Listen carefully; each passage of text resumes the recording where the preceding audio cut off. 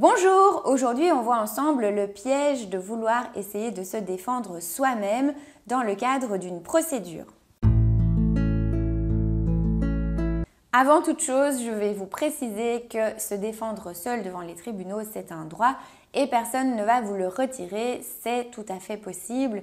Et ne me faites pas dire ce que je n'ai pas dit, vous pouvez entièrement vous défendre tout seul. Simplement, aujourd'hui dans cette vidéo, je voudrais vous expliquer pourquoi c'est un piège. Alors, vous allez aussi me dire, oui, mais Alexiane, tu es avocate à Bruxelles, évidemment que tu vas nous dire que c'est mieux de se défendre avec l'aide d'un avocat.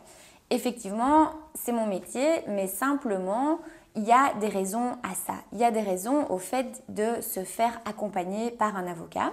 Et je voudrais vous parler d'un exemple de la vie courante. En Belgique, on a une émission qui passe à la télé, je ne sais plus sur quelle chaîne d'ailleurs, je pense que c'est sur RTL. Dans cette émission, ce qui est filmé, ce sont des cas réels qui sont vraiment portés devant les tribunaux en Belgique. Il y a une chambre correctionnelle à Bruxelles, il y a une juge de paix aussi, et je pense qu'il y a encore un autre tribunal qui passe aussi dans l'émission.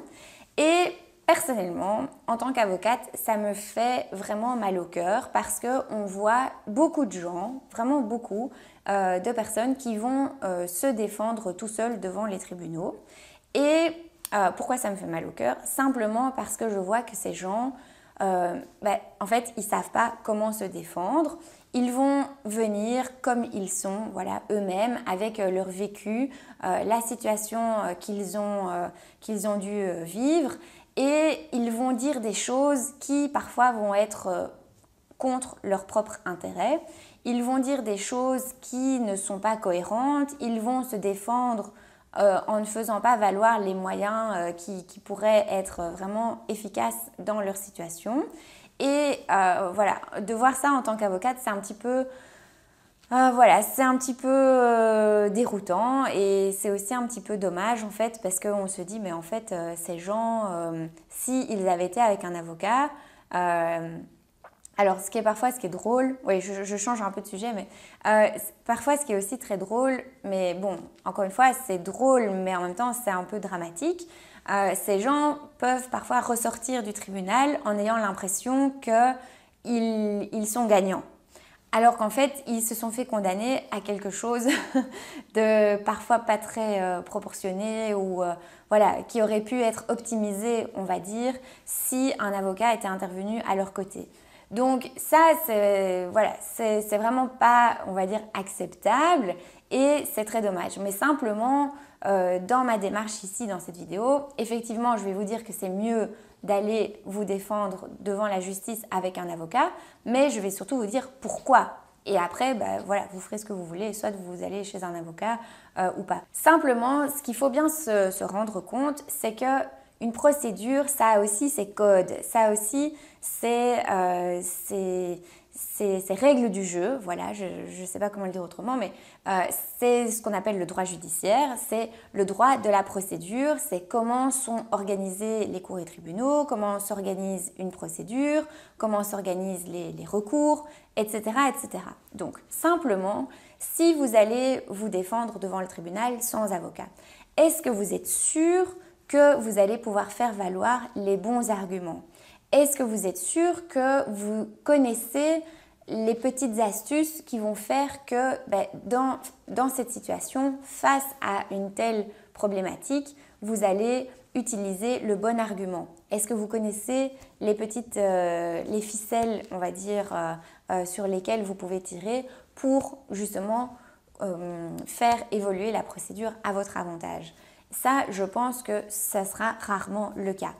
Deuxième chose, est-ce que vous savez dans quel cas vous pouvez, par exemple, demander à ce que le dossier soit déclaré irrecevable? Est-ce que vous connaissez tous les moyens d'irrecevabilité qui existent? Souvent, ça ne va pas être le cas. Pourtant, ça pourrait vraiment vous aider. Ce qui existe aussi, ça va être tout ce qui concerne la prescription. Donc, ça veut dire c'est trop tard pour vous poursuivre, c'est trop tard pour vous condamner. Et ça, c'est aussi quelque chose, est-ce que vous maîtrisez ça? Est-ce que vous êtes en mesure de vous dire « Ah, je vais faire valoir la prescription dans ce dossier parce que je sais qu'on est trop tard ». souvent ça ne va pas être le cas. Par contre, un avocat va pouvoir vous aiguiller par rapport à ça. Et tout ça, ça va faire qu'un avocat, ça va vraiment vous être utile. Encore une autre chose à laquelle il faut penser et qu'il faut être vraiment attentif à ça, c'est est-ce que vous ne risquez pas de dire quelque chose qui est contre votre intérêt? Disons par exemple que la partie adverse invoque quelque chose en disant « Oui, mais vous avez dit ça et ça et ça et ça. » Bon, mais dans son dossier de pièces, il n'y a rien qui prouve ce qui est dit devant le tribunal. Et puis vous allez dire « Oui, mais bon, moi j'ai dit ça parce que si, ça, ça et ça. » Et bien quelque part, même s'il n'y a pas de preuve dans le dossier, vous venez de dire que ce que disait l'autre, c'était vrai. Alors que c'est peut-être contre votre intérêt, en fait. Et que vous auriez peut-être mieux fait de dire « Écoutez, voilà, il n'y a pas de preuve de ce que la partie adverse vient de dire. C'est pas du tout comme ça que ça s'est passé. » Et vous pouvez faire valoir peut-être une position qui vous correspond le mieux. Bon, c'est un peu bizarre de dire ça comme ça hors du contexte, mais de dire « Écoutez, voilà, il n'y a pas de preuve de ce que la partie adverse vient de dire, il faut voir ce qui est dans votre intérêt, ce qui n'est pas dans votre intérêt. » Et ça, c'est vraiment de la stratégie d'un dossier, c'est vraiment quelque chose avec lequel l'avocat va pouvoir vous aider. L'idée, c'est de maximiser les chances, de minimiser l'impact de la procédure sur votre activité, sur votre vie, sur votre quotidien quelque part. L'important dans une procédure, c'est de maximiser vos chances et d'aller tout seul devant le tribunal. Je ne sais pas si c'est vraiment tout le temps une bonne idée. Voilà, il y a plein de choses qu'on pourrait dire, il y a vraiment plein de situations différentes devant le tribunal, mais l'avocat, il va vraiment pouvoir préparer cette audience avec vous, il va pouvoir vous trouver les arguments auxquels vous n'auriez peut-être pas pensé, mais qui sont vraiment des arguments juridiques qui sont à faire valoir devant les tribunaux.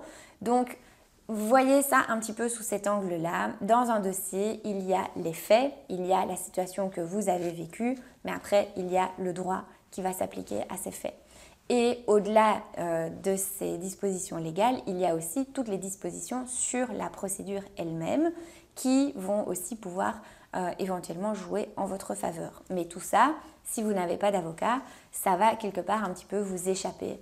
Et c'est quand même très dommage parce qu'il y a plein de situations dans lesquelles on peut justement utiliser ce genre d'arguments. Voilà, donc ça c'est ce que je voulais partager avec vous dans cette vidéo. Maintenant, bien évidemment, vous restez libre de faire ce que vous voulez, de vous défendre comme vous voulez, de consulter un avocat ou pas.